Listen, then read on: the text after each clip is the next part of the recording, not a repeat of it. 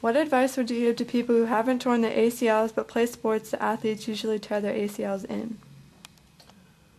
Well, first of all, let's just look at it from an injury standpoint. And the thing that I've learned the most is that bad biomechanics in sports cause injuries. And the reason why I think that I focus on that the most is because it's a controllable factor.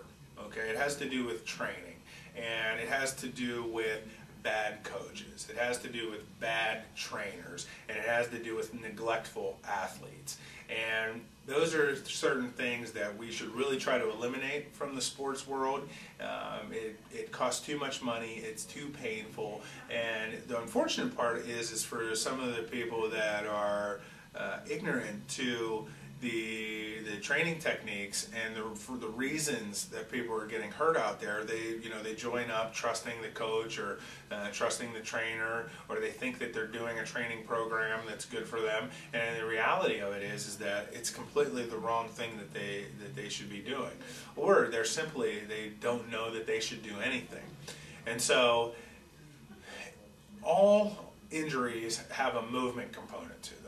And the non-contact are purely biomechanical, as we said before. If you have a non-contact injury, it means that your biomechanics are bad. And so we need to look at training athletes a little bit differently. If we look in Eastern Europe and Russia and some of the other countries in the world, they focus on teaching kids to be more coordinated, and we do that in martial arts and ballet and certain things. We don't sacrifice movement for some other kind of game, because those sports, if you want to call them that, are movement based, and so you don't sacrifice that. And I really believe in sports you shouldn't sacrifice movements for anything, and we tend to do that when we train people. And so you got to be really careful. First of all, if you're an athlete, you should be training like an athlete. You should be looking for a system that's very much like the sports science lab, that focuses on teaching coordination and controlling postures dynamically, and dynamic core stabilization, and drills that are going to make you more athletic when you're done. The program that's going to enhance your speed by teaching you how to run with better mechanics.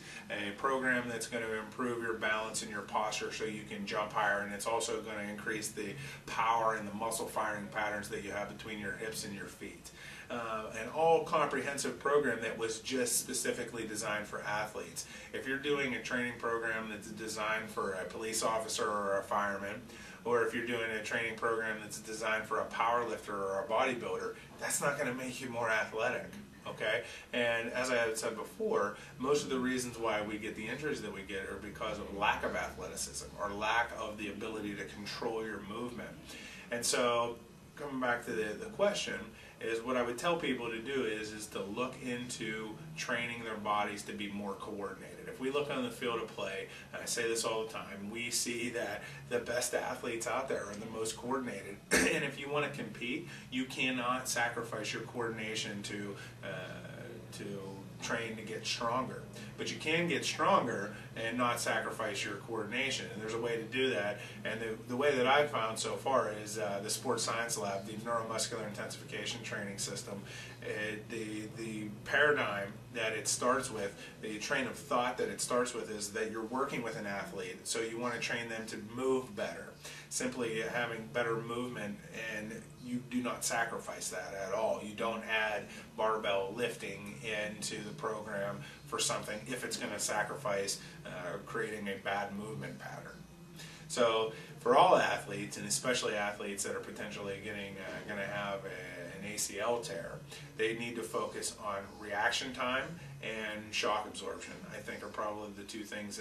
Maybe the third thing would be dynamic postural control. We should be teaching people how to cut and control their body, what position it's supposed to be in. And what you'll see, and I see it around here all the time, and sometimes it makes me nuts, but what are you going to do? People throw down a speed ladder, and they have kids flying through the speed ladder with no corrections for their body mechanics, no corrections for their posture.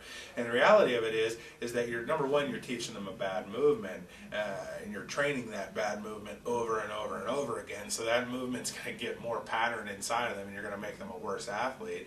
And number two, when they go over to the field of play, they're not getting any enhancement from it because that movement pattern isn't doing anything to make them better. You should be thinking about that every time that you have an athlete doing an exercise, that you're potentially either helping their performance or hurting their performance. Well, it comes back to the fact that I said before, most of these coaches and trainers don't understand the biomechanics of it. You have to have a post-baccalaureate, a master's or a PhD or a doctorate to really understand biomechanics at a really high level. You don't really get taught that in the bachelor's exercise science programs, which I'd like to see that get enhanced. I mean, you should really know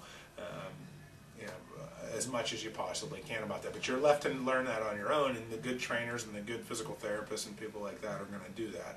So that would be the next thing that I would say.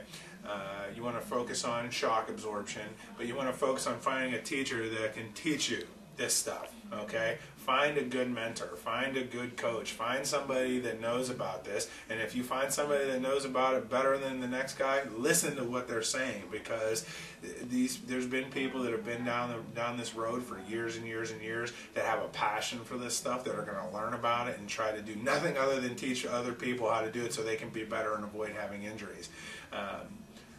When I said reaction time, I think the thing that we don't think about a lot is the sensitivity of our muscle contractions and our body control, and we have to be able to absorb impact and create force when we need to, and that's where the reaction time really comes in. You need to be able to get your body into a posture as fast as possible when you need it to be there, and if you can't, you're probably going to get injured. Again, coming back to the last and final thing that I was saying here is that a good coach is going to be able to teach you those things, and unfortunately there's not that many around, as many of you know, and the systems that places are using are really outdated, and they don't focus on movement. Even most physical therapy programs, even though we're taught from the neurological perspective, most of the exercise programs are designed to change the structure of the strength of a muscle, when we know that the nervous system is the thing that actually increases the quality of our movement. It increases the strength and the firing of our muscles to allow us to do the movements that we want. And if you have somebody that's talking about increasing the size of your muscle or the structure of your muscle, doing the exercises like a bodybuilder would do to get you back to being able to run and cut and jump into a sport like basketball or soccer, you might not want to listen to that person.